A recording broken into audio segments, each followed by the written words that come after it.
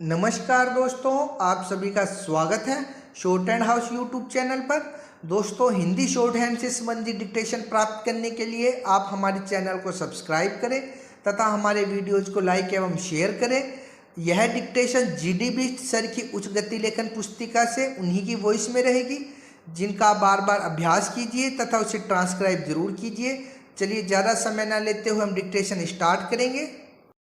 120 शब्द प्रति मिनट से लिखें और से टाइप करके अपनी अशुद्धियां निकालें। अभ्यास 147। मान्यवर, इसके अलावा आज हमें गर्व है कि हमारा भारत देश दूध के उत्पादन में विश्व में नंबर 1 है। 90 मिलियन टन फल और भाजी के उत्पादन में विश्व में नंबर 2 है। 150 मिलियन टन और फसल के उत्पादन में विश्व में नंबर 3 है। लेकिन आज मैं यह प्रश्न करना चाहता हूँ कि ऐसी स्थिति क्यों है कि उसमें से केवल 2% प्रोसेस किया जाता है और 30-40% बर्बाद हो जाता है। आज मांग है कि कोल्ड स्टोरेज चाहिए, हमें नई टेक्निक चाहिए। आज मांग है कि उत्पादन को देश में कहीं भी बेचने के लिए एसेंशियल कमोडिटीज एक्ट का संशोधन हमें लाना ही होगा। आज हमें किसानों को हाई टेक्नोलॉजी में पूरी भागीदारी देनी होगी, जो शून्य के बराबर है। सबसे ज़्यादा दाम मार्केटिंग और डिस्ट्रीब्यूशन क्षेत्र से आता है। सहकारिता के मॉडल का उपयोग करके सबसे ज़्यादा दाम हमें अपने किसानों को देना होगा। हमारे देश में अगर यह सपना हम सब का है कि हम एक नक्षत्र की तरह आर्थिक रूप से उभरना चाहते हैं, अगर यह हम सब का सपना है, अगर यह हर एक भारतीय नागरिक का सपना है, हर एक भारतीय युवा का सपना है, तो महात्मा गांधी जी के शब्दों को हमें याद रखना होगा।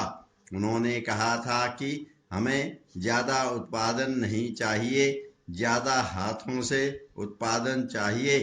भारत की जान, भारत की आत्मा, भारत का दिल ग्रामीण क्षेत्र में बसता है और जब तक हम ग्रामीण क्षेत्र की जनता को सामाजिक आज़ादी नहीं दे पाएं, आर्थिक आज़ादी नहीं दे पाएं, तब तक हम यह नहीं समझ सकते कि हमारा देश आज़ाद लोकतंत्र की जीत हमें चाहिए।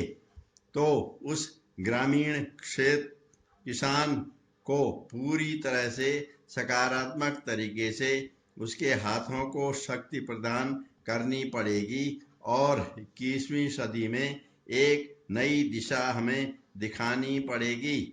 महोदय, मैं अपने माननीय मंत्री जी का, जिन्होंने बजट भाषण दिया है और अपनी नीतियों की घोषणा की है, धन्यवाद करना चाहता हूँ।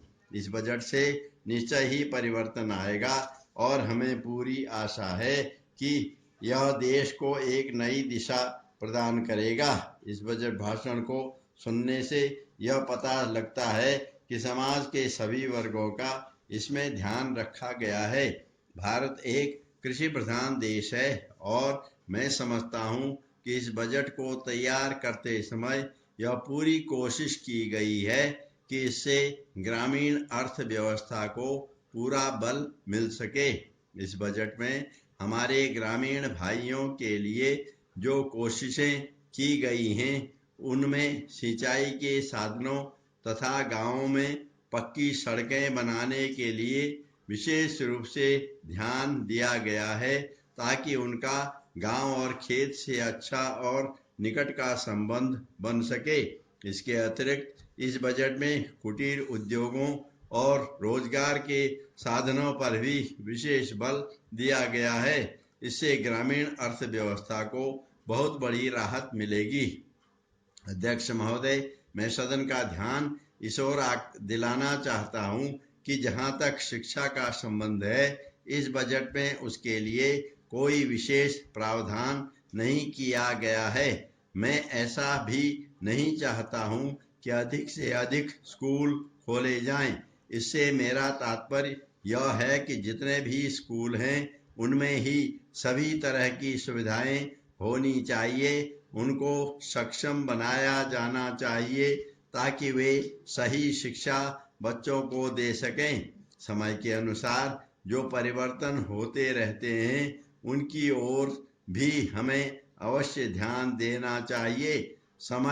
इस समय जो सबसे आवश्यक बात है वह है शिक्षा में मौलिक परिवर्तन करने की। हम सब इस समय लोकतंत्र के युग में रह रहे हैं और यदि लोकतंत्र को सफल बनाना है तो सबसे पहले हमें ऐसे नागरिकों की आवश्यकता है जिन्हें अपने अधिकारों और कर्तव्यों का अच्छी तरह से ज्ञान हो। सभापति महोदय, हमें उन शहीदों को, गरीबों को शिक्षित करना होगा, उनके टोले में विद्यालय खोलना होगा, उनके गांवों में पेयजल की व्यवस्था करनी होगी, उनके टोले में आने जाने के लिए सड़क की व्यवस्था करनी होगी।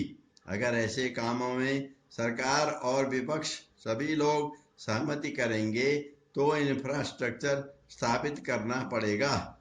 मान्यवर, सड़कों का हमारी सुरक्षा के लिए भी महत्वपूर्ण योगदान है। नेपाल से आंध्र प्रदेश तक कोई बॉर्डर रोड नहीं है। झारखंड से बिहार, उड़ीसा से झारखंड और आंध्र प्रदेश से झारखंड तक कोई बॉर्डर रोड नहीं है। ऐसे स्थानों पर जहां देश या प्रदेश के बॉर्डर को क्रॉस करके एक से दूसरे देश में जाना हो वहां बॉर्डर रोड बनानी होगी।